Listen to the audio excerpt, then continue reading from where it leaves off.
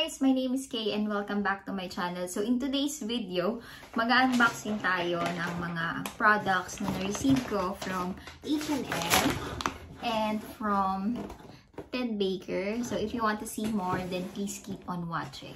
So if you're new to my channel, hi, my name is Keisha and I am a Pinay Ukrn. I'm based here in Derby, here in England. I share my life here in the UK and my journey how I became a Ukrn. So if you're new to my channel, then please subscribe to my channel if you haven't already. So ngayon, I came from an early shift. So nag-bank shift ako. So dito sa UK, meron kaming parang flexible staffing. So I am registered in the bank staffing. So parang overtime siya. So, it has a different pay rate. So, yun nga. It's my third day today. So, pangalawang bank ko. Parang 3 out of 5. So, may dalawang shifts pa ako and then makakapag-day off na ako. It's not normally like that, but we are short-staffed. So, tinulungan ko lang yung ward namin. Kaya ako nag-shift. So, ngayon, kakauwi ko lang. And I've received some packages. So, yung order ko from H&M and itong order ko from Ted Baker. So, yan.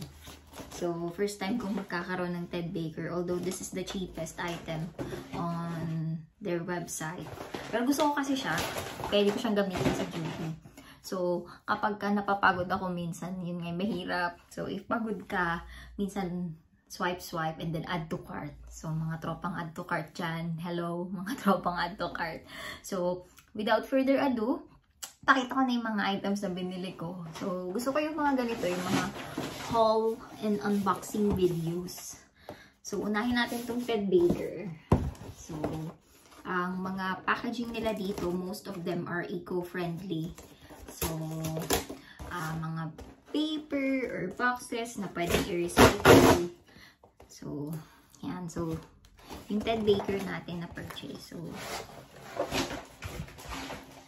ayan. Ayan siya. So, ano bang nandito? So, may delivery note. So, isang item lang yung binili ko from Ted Baker. So, hindi ko pala siya pwedeng gamitin sa duty. Kasi, maliit lang pala siya. It's a small bow bag. So, nakita ko siya dun sa isang student namin sa ward. So, natuwa ako nung nakita ko. So, bumili rin ako. So, it's a small bow bag. So, kung mag-grocery ka lang. Ayan. So, it's color pink. So, ang liit niyang cute. So, pwede siyang lagayan ng mga eco bag. Lagayan ng wallet and cellphone. So, ang cute.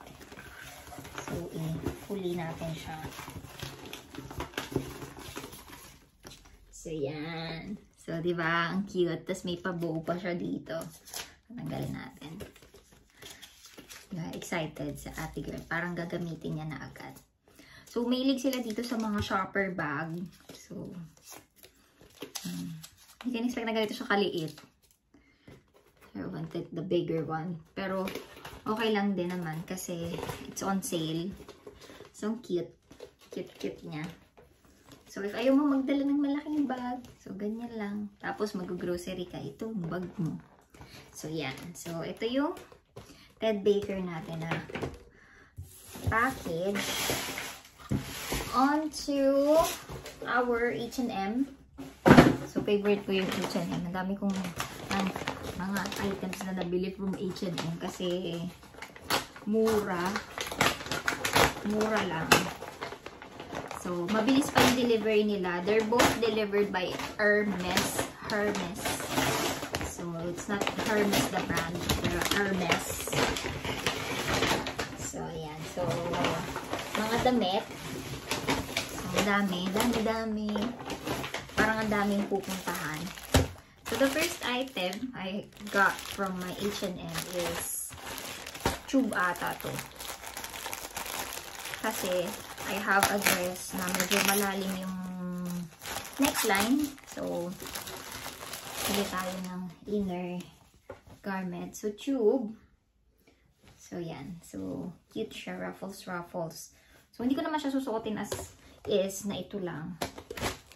So, yan. And what's good about H&M is pwede mo siyang i-return if hindi siya sa'yo kasha.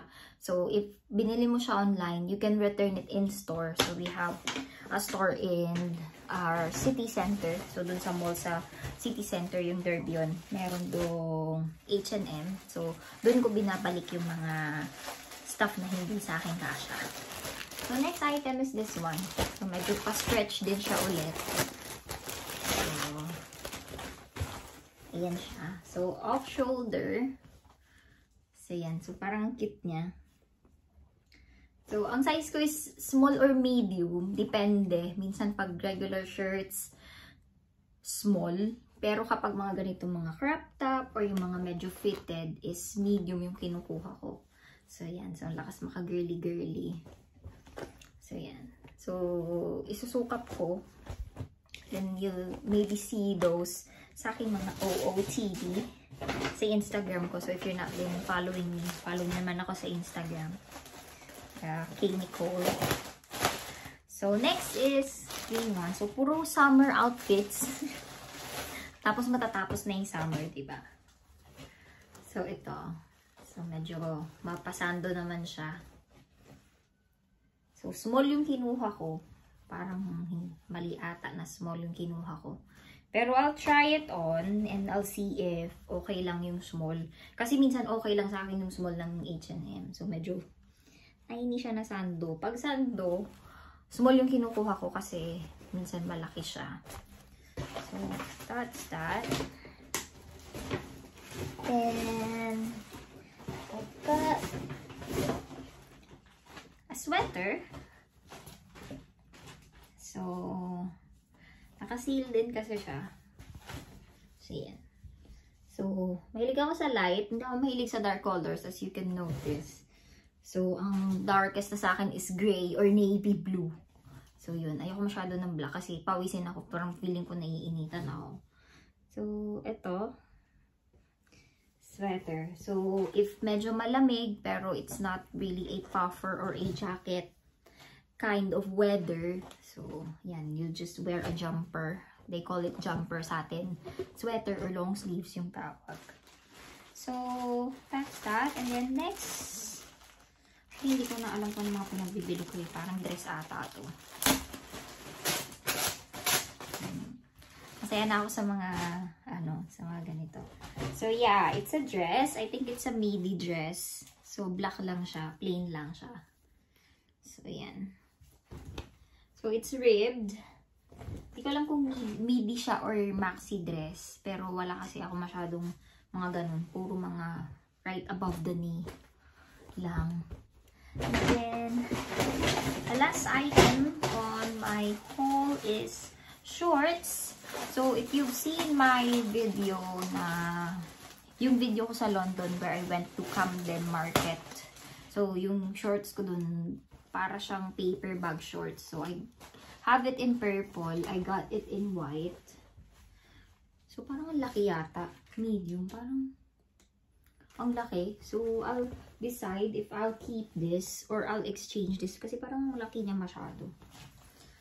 So, yan. Yan yung mga items na nakuha ko, nabili ko, nabudol ako habang ako ay stressed and tired from work. So, meron siyang labels if you decide to send it. You can return it through the convenience store here nearby. Meron ditong Premier. They accept Hermes returns.